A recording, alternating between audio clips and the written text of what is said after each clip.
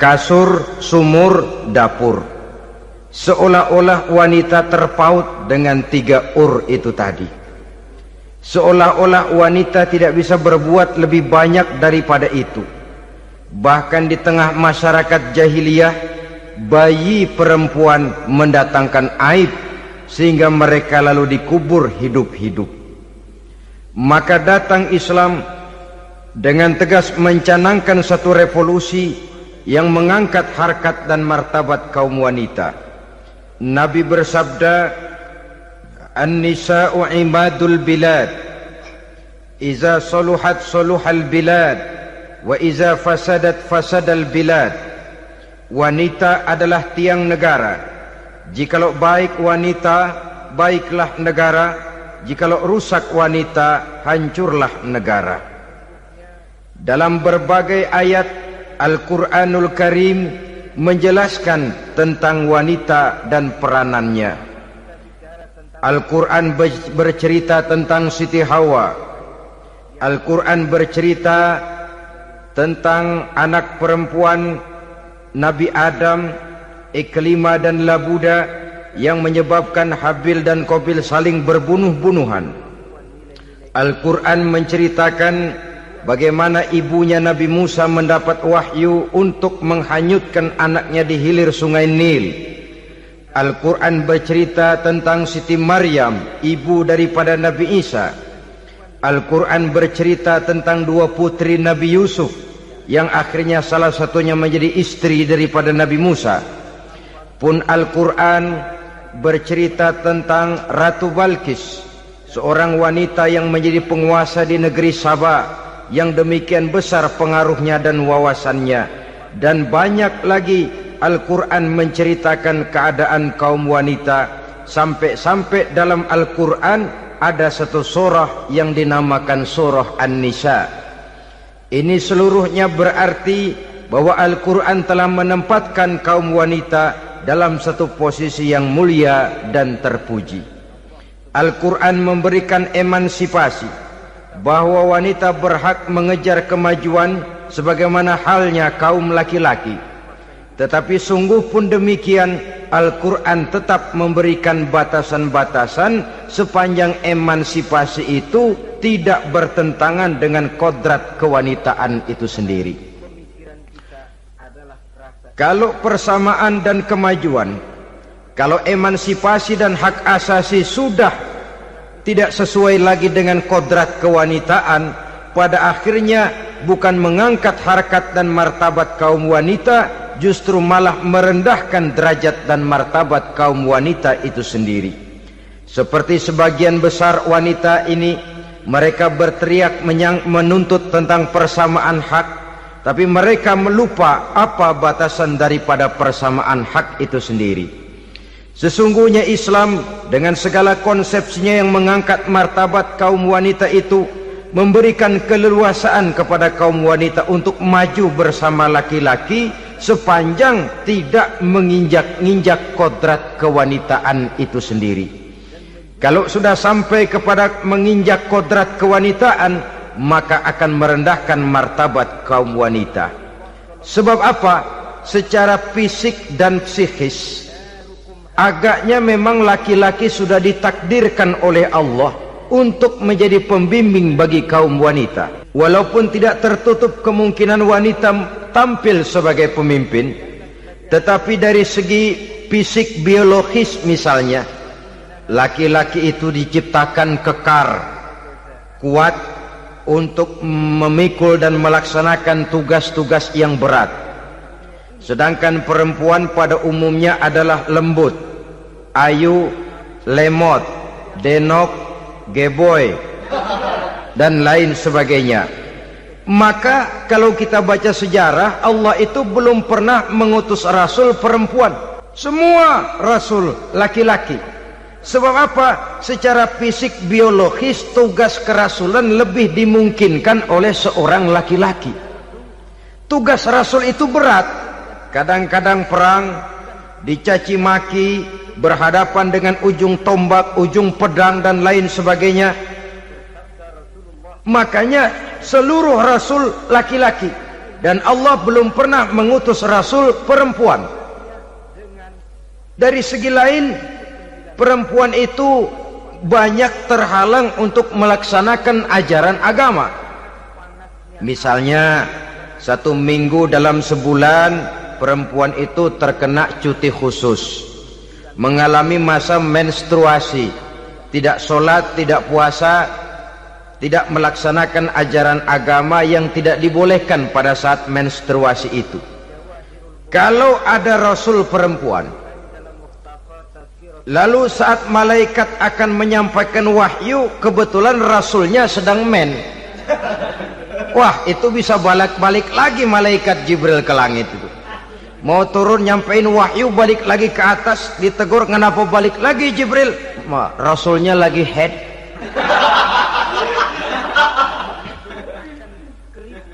Atau pada saat agama dalam bahaya, agama dalam hinaan, agama dalam ancaman, rasulnya perempuan kebetulan sedang hamil besar. Apa lalu perang ditunda? Pengumuman perang ditunda saja sampai rasul melahirkan. Tentu lebih tidak mungkin lagi. Secara fisik biologis laki-laki lebih memungkinkan untuk melaksanakan tugas kerasulan ini. Maka seluruh rasul yang diutus Allah adalah laki-laki.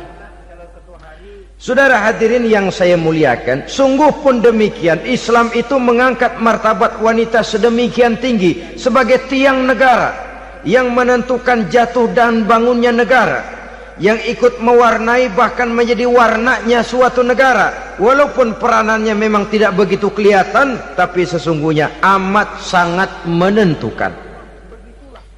Oleh karenanya, secara umum, emansipasi yang digariskan oleh Islam, emansipasi yang tidak bertentangan dengan kodrat kewanitaan di berbagai aspek kehidupan. Kalau sekarang emansipasi ini kelihatannya sudah salah pasang, salah kaprah. Bahkan belum lama kita menyaksikan bagaimana ada binaragawati. Di zaman sekarang perempuan sudah mulai angkat besi. Saya mulai mikir, kalau perempuan sudah pada angkat besi, ini sudah tanda suaminya udah deket dibanting-bantingin ini. Tahun-tahun mendatang mungkin akan menyusul perempuan mulai narik becak.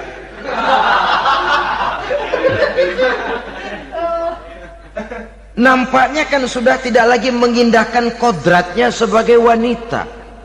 Ada olahraga yang hanya pantas dikerjakan oleh laki-laki.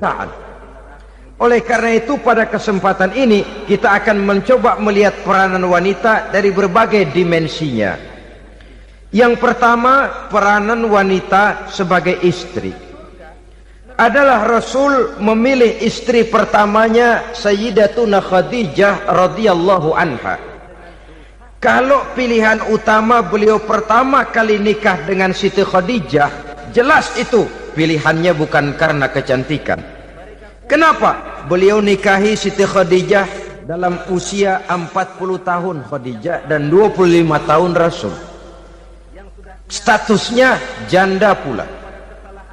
Kalau beliau seorang pemburu kembang, pemburu bunga, kenapa mesti nikah dengan janda berumur 40 tahun? Sedangkan beliau waktu itu masih berumur 25 tahun. Apa sasaran utamanya? Bisa kita lihat nanti. Setelah beliau diangkat menjadi Rasul, ternyata Khadijah lebih daripada seorang istri.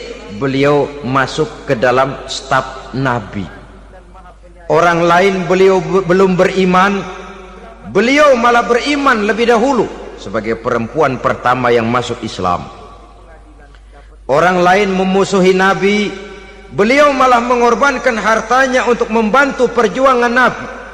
Istri setia semacam ini dengan peranannya sebagai istri yang sedemikian rupa memberikan andil yang sangat besar bagi kesuksesan dan keberhasilan seorang suami.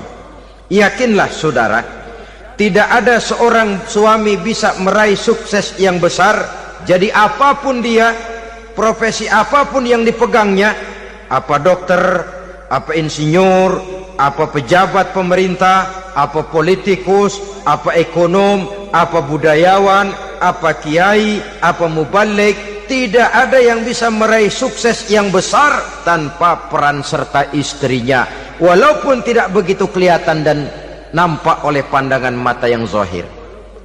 Sebaliknya, seorang istri bisa mempengaruhi suaminya. Seorang suami yang jujur, polos, lugu, sederhana bisa jadi koruptor ulung kalau didorong-dorong oleh istrinya. Seorang istri Pak Lurah memang tidak ikut mengatur kelurahan, tapi dia bisa mewarnai suaminya. Seorang istri gubernur memang tidak ikut mengatur provinsi, tapi dia bisa mewarnai suaminya. Sepanjang warnanya positif, tentu sangat baik dan sangat diharapkan. Tetapi kalau warnanya negatif, kiamatlah akibatnya umat ini. Oleh sebab itu, peran pertama dari kaum wanita sesungguhnya adalah sebagai istri yang mendampingi suami untuk mengolah dan melaksanakan tugas-tugas besar. Dari seorang yang paling kecil sampai kepada seorang yang punya jabatan paling tinggi sekalipun, pengaruh dan peranan istri memang sangat menentukan.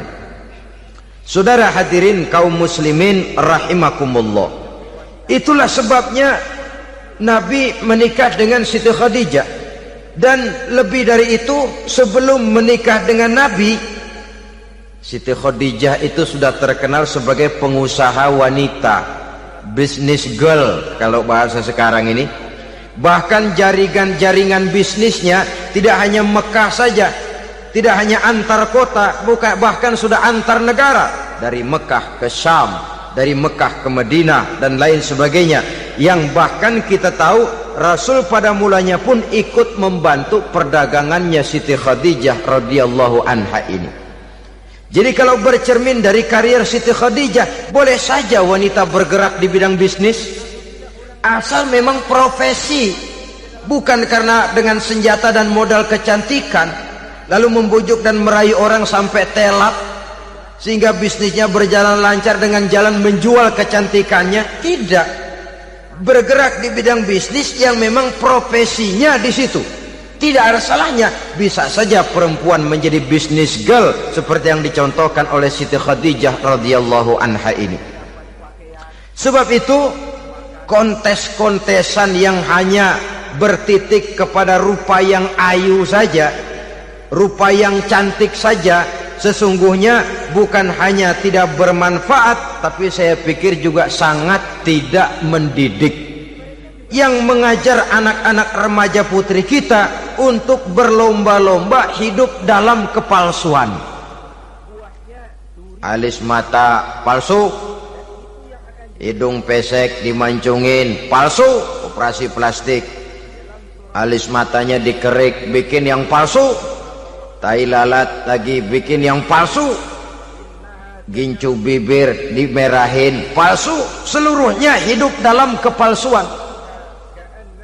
Akan lebih baik kalau kita ini misalnya mengadakan kontes yang menitik beratkan kepada ketinggian IQ, kecerdasan, kemampuan, skill, keahlian dan kemampuan.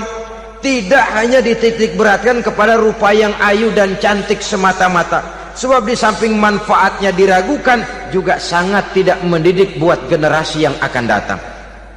Terutama ibu-ibu, peran utama wanita sesungguhnya adalah sebagai istri mendampingi suami dalam melaksanakan tugas-tugas besar.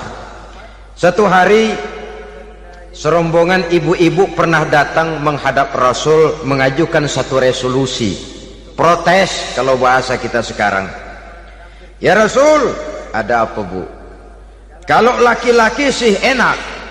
Enak bagaimana? Iya, kalau orang laki-laki sholat, perempuan sholat. Laki-laki puasa, perempuan puasa.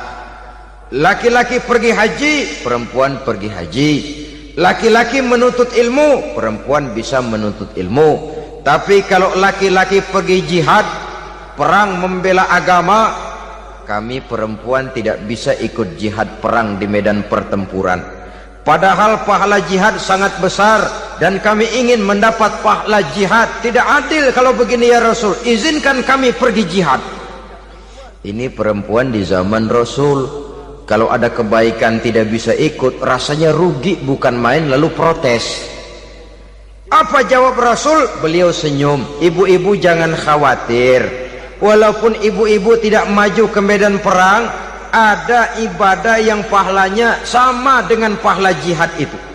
Apa ya Rasul? Beliau menjawab, jihadukunna fi baitikunna. Jihadnya ibu-ibu, jihadnya kaum wanita adalah di rumah tangganya sebagai istri. Memasak makanan suaminya, mencuci pakaian istrinya, mengasuh, merawat dan membesarkan anak-anaknya, itu seluruhnya bagian daripada ibadah yang pahalanya tidak kurang dengan pahala jihad. Kenapa? Al-Quran itu memberikan sesuatu sesuai dengan kedudukannya. Kalau perempuan pergi perang jihad membela agama, musuhnya laki semua, kayak apa perangnya? Itu musuhnya bisa nggak mau pakai pedang, perangnya udah gulat aja udah.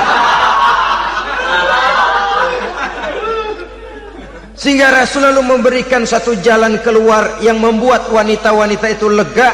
Jihadukunna fi baitikunna. Ibu-ibu sih tidak usah khawatir, jihad ibu adalah di rumah tangga ibu-ibu semua. Sejak bangun tidur sampai tidur kembali, nyaris kaum ibu itu 24 jam pekerjaannya. Sebagai istri, dia melaksanakan jihad di rumah tangganya. Peranan wanita yang pertama adalah sebagai istri, yang walaupun tidak kelihatan dan menonjol seperti halnya laki-laki, tapi sangat mewarnai, bahkan menjadi warna dari tugas apapun yang dihadapi oleh suaminya. Dulu ada seorang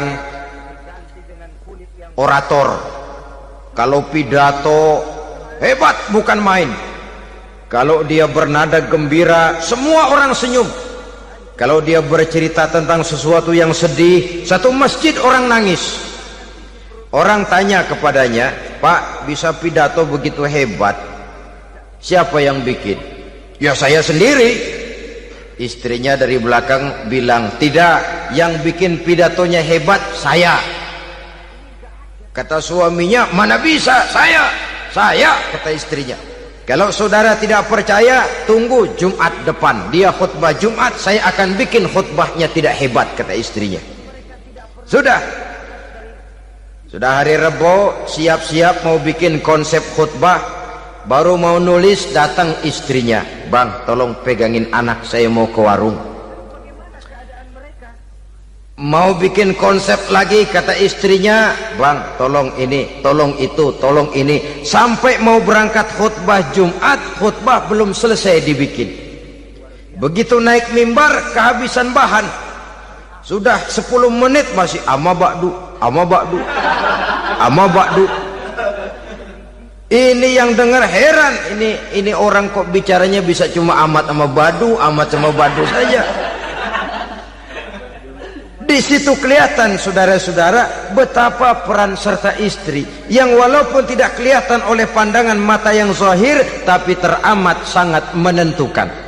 Sekali lagi, tidak ada seorang suami bisa sukses jadi apapun dia tanpa peran serta istrinya di rumah. Tidak ada kemajuan yang bisa diperoleh kalau tidak karena peran serta istrinya di rumah. Tidak ada kesuksesan yang bisa diraih tanpa keikutsertaan daripada istrinya di rumah. Walaupun suaminya yang dikenal orang, suaminya yang dipuji orang, suaminya yang disanjung orang, bagian besar tetaplah saham dan andil daripada istrinya yang di rumah itu. Ini makna an-nisa imadul bilad. Wanita adalah tiang negara. Jikalau baik wanita, baik negara. Jikalau rusak wanita, hancur negara. Karena wanita, negeri Sabah menjadi terkenal tentram, aman, wawasan politiknya luas. Seorang semacam Cleopatra bisa menaklukkan Julius Caesar. Dan begitu selanjutnya. Banyak cerita-cerita betapa wanita yang berperan di belakang layar ini bahkan bisa menggoyangkan negara. Bahkan yang paling dekat saja contoh dengan kita, Senator Gary Hart. Saudara masih dengar tentu itu, betapa harus terpaksa mengundurkan diri dari pencalonan presiden Amerika karena kasusnya dengan Donna Rice itu, dengan hostess itu. Betapa di sini seorang perempuan atau seorang wanita sanggup membongkar seseorang yang punya masa depan ceria untuk menuju kursi kepresidenan dari suatu negara adidaya seperti Amerika, bisa gagal berantakan karena skandalnya itu. Apa penyebabnya? Wanita. Tapi wanita juga bisa menyebabkan menjadi cambuk majunya laki-laki. Wanita juga bisa menghancurkan dan mengubur laki-laki. Saudara hadirin yang saya muliakan, ia memang kelihatannya makhluk yang lemah, tapi di balik kelemahannya itu sesungguhnya dia bisa menelan laki-laki yang bagaimanapun besarnya. Saudara-saudara